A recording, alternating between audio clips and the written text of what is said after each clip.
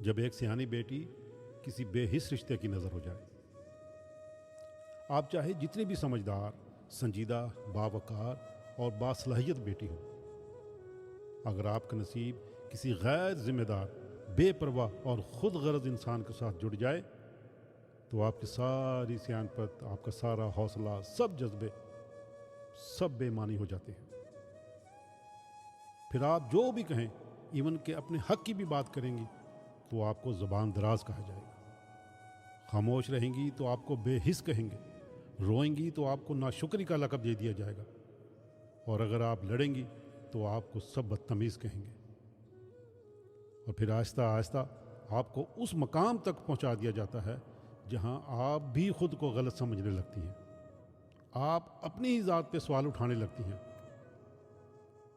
اور پھر جب دل اور دماغ کی جنگ حد سے بڑھ جائے